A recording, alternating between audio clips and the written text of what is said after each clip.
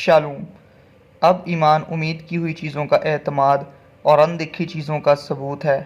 کیا آپ جانتے ہیں خداوند نے اسحاق کی قربانی کا کیوں مطالبہ کیا؟ یعقوب رسول گواہی دیتے ہیں، غرض جیسے بدن بغیر روح کے مردہ ہے، ویسے ہی ایمان بھی بغیر اعمال کے مردہ ہے۔ رب الافواج خداوند نے ابراہیم سے وعدہ کیا کہ اگر وہ اپنے ناطے داروں کو چھوڑے گا تو میرا عہد اس کے ساتھ رہے گا اور میں اس سے پیدا ہونے والی قوم کو آسمان کے تاروں اور سمندر کے کنارے کی ریت کے ذروں کے برابر کر دوں گا۔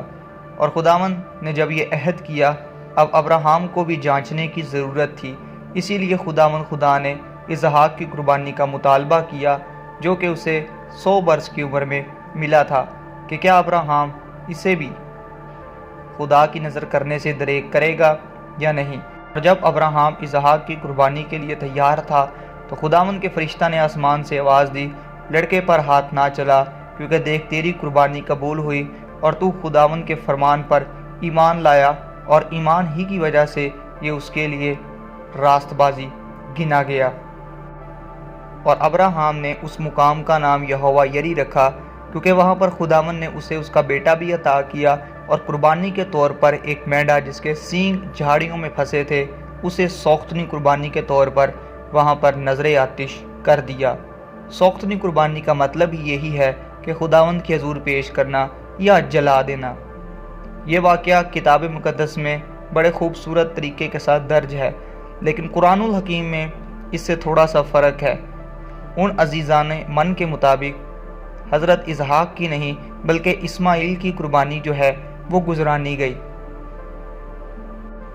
پرانے عہد نامہ میں 12 بار یہوہ باری تعالیٰ نے اپنی قوم بنی اسرائیل کو، اور اسرائیلیوں نے جب اپنے آپ کو مضبوط کر لیا تو یہی کہا، چاہے وہ سینا میں تھے، مصر میں تھے یا بادشاہی ادوار میں سے گزرے، خداوند نے سختی سے منع کیا کہ غیر اقوام کی روشیں مت اپنانا، نہ ان کے دیوتاؤں سے ڈرنا اور نہ ان کی پوجا کرنا، اور نہ ان کے رسم و رواج میں شامل ہونا، اور نہ اپنے بیٹے ان کی بیٹیوں کے لیے اور نہ ان کی بیٹیاں اپنے بیٹوں کے لیے لینا، کیونکہ تو ایک مقدس قوم ہے، کہیں مخلوط نسل پیدا نہ ہو جائے۔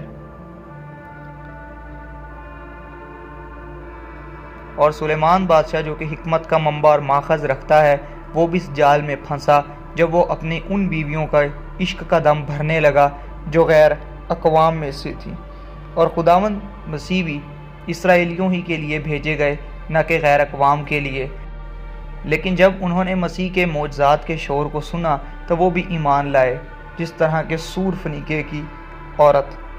تو غیر اقوام سے تعلق رکھنا ایک مسیحی ایماندار کے لیے درست نہیں ٹھہرتا۔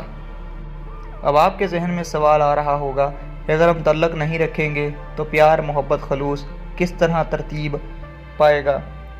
اور کیا غیر اقوام کے ساتھ تعلق رکھتے ہوئے ہم ان کی رسم و رواج اور ان کے کھانوں اور ضیافت میں شامل ہو سکتے ہیں؟ تو اس کا جواب ہے جی نہیں۔ اور یہاں پر کئی دفعہ انسان کے ذہن کے اندر وہ آیت اور وہ حوالہ جو خداوند یسوع مسیح نے اپنے رسولوں کو سکھایا کہ جو چیز انسان کھاتا ہے وہ اس کو ناپاک نہیں کرتی شکر کر کے اگر کھائی جائے، بلکہ جو چیزیں انسان کے اندر سے نکلتی ہیں وہی اسے ناپاک کرتی ہیں، جیسے کہ چوری، حرام کاری، زناکاری اور برے خیالات۔ مزید پالوس رسول بھی اس بات کو بیان کرتے ہیں کہ چیزیں کھانے پینے سے نجات نہیں ہے، جو چیز شکر گزاری کے ساتھ کھائی جائے وہی باعث برکت ہے، اور تمام چیزیں حلال اور خداوند نے اپنے جلال کو ظاہر کرنے کے لیے بنائی ہیں۔ لیکن ٹھہریے، ستارے کے جلال میں بھی فرق ہے۔ پاک اور ناپاک، حلال اور حرام میں ہم نے امتیاز کرنا ہے۔ اور پھر پہلے کرنتھیوں میں پالوس رسول یہ بھی لکھتے ہیں، سب چیزیں روا تو ہیں مگر مفید نہیں، اور سب چیزیں روا تو ہیں مگر میری ترقی کا سبب نہیں۔ اس ویڈیو کو بنانے کا مقصد یہی تھا کہ چونکہ اب کچھ دنوں کے بعد ہر سال کی طرح اس سال بھی غیر اقوام اپنے لیے جانوروں کی قربانی کا اہتمام کرتے ہیں، اور ان کے مطابق ہمارے سال بھر کے جو گناہ ہیں وہ دھل جاتے ہیں، تو کیا مسیحی اس میں شامل ہو سکتے ہیں؟ اس کا جواب ہے قطعی نہیں۔ جس طرح ہم نے شروع کے اندر جانا کہ خداوند نے اسحاق کی قربانی قبول کی، نہ کہ اسماعیل کی جو کہ بائبل کے مطابق ہے، اور اگر آپ اس قربانی کے گوشت کو کھاتے یا اس میں حاصل وصول ہوتے ہوئے اپنے تعلق کو مضبوط کرتے ہیں کہ کوئی بات نہیں، وہی ہمارے عزیز و قریب ہے، تو یہ آپ کا اپنا فعل ہے۔